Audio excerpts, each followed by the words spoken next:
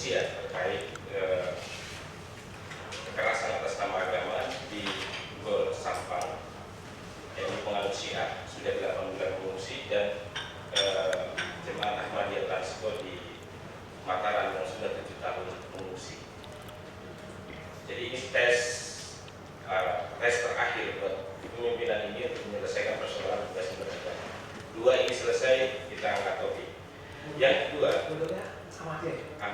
Syiah, yang Sampang Syiah, karena ini potensial akan juga mengalami hal yang sama seperti tadi disampaikan Pak Intan dan seterusnya. Yang kedua, Presiden memerintahkan kepada kepala daerah untuk menjalankan putusan lembaga peradilan, putusan-putusan lembaga peradilan yang telah memutuskan keabsahan pendirian tempat-tempat ibadah, tidak hanya untuk Yasmin, HKBP di Sumatera Utara dan seterusnya, tetapi desain dan polanya sama di berbagai daerah, aktornya juga sama. Karena itu langkah radikal yang harus dilakukan adalah itu. Kepala daerah diperintahkan langsung, dan tadi ditugaskan Pak Jayadi, Presiden jelas punya kewenangan. Yang ketiga, memerintahkan pada Kementerian Hukum dan HAM, Kementerian Agama, Kementerian Dalam Negeri yang di bawah koordinasi Menko Polhukam memprakarsai pembentukan undang-undang jangka panjang tentunya yang memberikan jaminan kebebasan beragama berkeyakinan. Ini mandat dari Judicial Review Undang-Undang PNPS. Ada mandat di situ bahwa PNPS conditionally konstitusional, artinya dia konstitusional.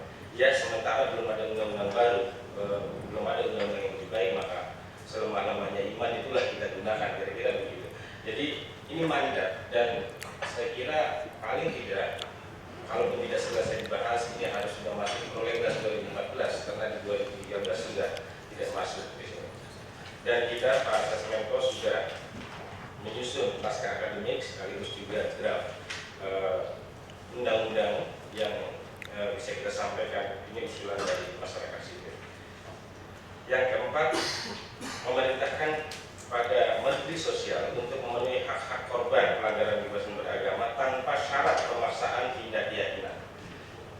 Memang ada sejumlah orang yang diberikan bantuan dan seterusnya, tetapi syaratnya adalah mereka pindah keyakinan. Jadi Menko Kesra harus menjalankan perintah konstitusi untuk memberikan hak-hak korban, karena mereka punya hak reparasi, ya, hak pemulihan dan seterusnya. Menko Kesra, ya, Menko Kesra, ya, ini teknis mungkin di Kementerian Sosial yang melalui Menko Kesra, juga koordinasi Menko Kesra. Yang kelima, Presiden juga bisa memerintahkan Kapolri untuk bekerja profesional berdasarkan peraturan perundang-undangan dan konstitusi, bukan berdasarkan desakan kelompok kecil masyarakat. Kita yakinkan bahwa kelompoknya ini sebenarnya kecil, tetapi karena dibiarkan oleh aparatur keamanan seolah-olah besar, dan 5 tahun terakhir ini menyebar, ya, kemampuan secara institut. Kalau di awal-awal selalu mudah dikenali siapa aktor-aktor, tapi belakangan seolah menjadi urusan semua masyarakat, padahal sebenarnya itu kelompok kecil. Dan saya yakin aparat keamanan punya kemampuan untuk mengatasi. Yang keenam, memerintahkan kepada Menkumham dan kementerian terkait, Kementerian Luar Negeri, kementerian lain-lainnya, untuk secara bertahap, cepat dan terbuka melaksanakan rekomendasi Universal Periodic Review Dewan HAM PBB Mei 2012. Ini penting sekali Pak Sesmenko, karena ini terkait dengan citra politik internasional. Ini juga instrumen diplomasi andalan Indonesia sebagai negara toleran. Tapi kalau rekomendasi ini tidak dijalankan, kami tidak bisa membayangkan 4 tahun yang akan datang di UPR yang akan datang apa penilaian untuk Indonesia.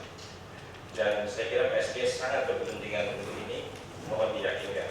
Yang ketujuh, memerintahkan Mendagri untuk memberikan pelayanan tanpa diskriminasi terkait dengan pembentukan IKTP. IKTP adalah nafas instrumental kehidupan manusia, warga negara di Indonesia, karena dia adalah membuka akses untuk segala layanan lainnya. Ini dialami oleh penganut kepercayaan, oleh jemaah Ahmadiyah dan juga penganut kepercayaan lainnya. Yang kedelapan, mengoptimalkan pemanfaatan anggaran pendidikan karakter bangsa di berbagai kementerian. Kami memperoleh informasi anggaran ini tidak dimanfaatkan secara baik, padahal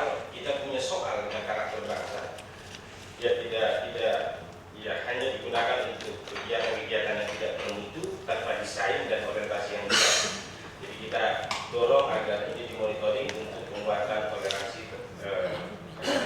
Terakhir, kami juga sudah berkali-kali melakukan pertemuan semacam ini dan mudah-mudahan ini yang terakhir, karena kami yakin ini yang terakhir. Kalau kementerian-kementerian itu tidak mau bergerak, kami mengusulkan kepada Presiden untuk menembus kebekuan itu membentuk satuan tugas khusus. Apapun namanya, misalnya satuan tugas khusus pelaksana reparasi hak korban yang memiliki yang beranggotakan tokoh-tokoh yang memiliki integritas tinggi. Satuan tugas ini bisa jangka pendek bertugas seperti tadi disampaikan Pak Sosmenko, memberikan respon cepat, memberikan penyelesaian secara cepat terhadap berbagai macam peristiwa. Untuk jangka panjang tentu saja kemudian mereka bisa menyusun satu desain polisi yang konstruktif bagi kemajuan kebebasan beragama berkeyakinan. Saya yakin kalau ini disampaikan secara sungguh-sungguh, sekali lagi PSB punya kepentingan. Terima kasih. Terima kasih Bapak. Oh ya, nanti kami akan sampaikan. Jadi saya kira saya ingin mengakhiri pertemuan ini, namun ada satu usulan lagi Pak di samping ini, bahwa jajaran dari Kementerian Koordinator Polhukam ini juga dapat mengunjungi wilayah-wilayah yang tadi disampaikan, disebut ya di dalam ini, dan mereka juga sangat mengharapkan itu, supaya pertama-tama saya kira ini untuk mengetahui lebih detail ya, di samping kami datang ke sini, tapi juga apakah betul omongan mereka dan apakah sejauh mana perkembangan kasus mereka. Saya kira itu dengan kunjungan semacam itu akan lebih baik. Di samping itu tentu saja memperlihatkan atensi negara terhadap persoalan-persoalan ini yang lebih besar. Saya ingin menutup ini dengan mengucapkan terima kasih atas waktu yang diberikan dan perhatian yang diberikan. Kita berharap bahwa ada tindak lanjut atas berbagai persoalan-persoalan ini. Juga saya tadi ingin mengenal ada Romo Beni Susetio yang dari KWI. Beliau juga, saya kira KWI juga banyak menampung persoalan-persoalan semacam ini ya. Kemudian Romo ini juga sekretaris Dewan Nasional Setara Institut, ketuanya Profesor Hashim Adi Arsa. Lalu ada juga Saudara Jerry Sumampo tadi Jerry Sumampo yang dari perwakilan dari PGI ya, dan juga ada Pak Ponto dari pengurus Ahmadiyah ya, saya kira. Saya mengucapkan terima kasih. Salam sejahtera. Wassalamualaikum warahmatullahi wabarakatuh. Sampai setengah 10 dilanjutkan ibadah anak-anak remaja, dan anak-anak belum selesai ibadah, mereka sudah semua bubar, semua lari karena ketakutan. GPI masuk membanting-banting kursi, membanting alat musik, dan apa yang ada di gereja semua dibanting. Sampai alat-alat musik rusak, kursi semua rusak, dibanting mereka. Dan sampai saat ini anak-anak remaja masih banyak yang mengalami trauma. Setiap mereka lewat gereja, karena gereja itu di jalan raya, setiap mereka melihat orang tua mereka menceritakan bahwa ada yang menutup muka sambil berteriak darah Yesus. Mereka kaget takut sampai saat ini. Dan setiap kali kami ibadah, kami terus diserang dan diserang. Beberapa kali muspika setempat memfasilitasi kami, karena sesuai dengan perintah dari Komnas HAM ke Bapak Bupati, dan Bapak Bupati memerintahkan muspika untuk memfasilitasi kami, dan kami sudah beberapa kali difasilitasi. Pernah kami difasilitasi di gedung di saung Bapak Bupati. Tapi setiap kemana kami pergi, FPI ini selalu membuntuti kami. Kami selalu didatangi dan mereka mau menyerang. Akhirnya yang ditekan muspika dan sebagainya. Akhirnya kami sampai saat ini kami ibadah pindah-pindah rumah, dan itu hanya bilangan sedikit. Dari jemaat 600, anak-anak sekolah minggu 300 sekian, anak-anak remaja kurang lebih 100. Dan saat ini mereka tercerai-berai. Dan banyak di antara anak-anak kami, ketika mereka meminta nilai, itu sangat menurun sekali, sehingga mereka tidak mendapat nilai karena mereka tidak mendapatkan didikan, ya, tidak mendapatkan apa yang seharusnya mereka dapat dari gereja. Dan pada tahun 2013 Januari kemarin tanggal 29, suami saya dipanggil kejaksaan, dan saat itu langsung dipaksa buka baju, pakai baju tahanan, buka sepatu, buka segalanya, masuk mobil tahanan, masuk karantina. Dan sampai saat ini suami saya masih berada di penjara, di lapas Sumedang. Menurut kejaksaan ini bukan tahanan, hanya titipan karena tidak membuat kesalahan, hanya kelalaian. Tapi kenapa sampai saat ini suami saya bersama-sama dengan orang-orang jahat yang ada? Dan suami saya sering mengeluh, dia tidak kuat karena satu kamar itu semua perokok, sementara dia tidak kuat dengan asap rokok.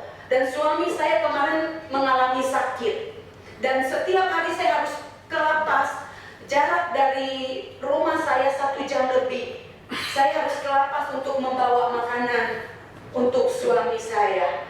Dan di sini saya sangat memohon supaya kami diberi perhatian, dan jemaat-jemaat yang sekarang tercerai-berai, yang sudah banyak mereka tidak beribadah, biar kami bisa beribadah selayaknya. Karena kami juga anak Indonesia. Kami mau supaya hak kami dibela. Kami sekali lagi mohon perhatian supaya kami bisa beribadah dengan tenang. Hanya itu permintaan kami. Karena kalau kami harus ke Bandung, itu harus melewati jarak sampai 23-24 kilo. Tidak ada yang sanggup. Dan kami mohon supaya gereja yang sudah ada, kami kembali bisa pakai semestinya. Terima kasih. Terima kasih, Bu. Saya ini sedikit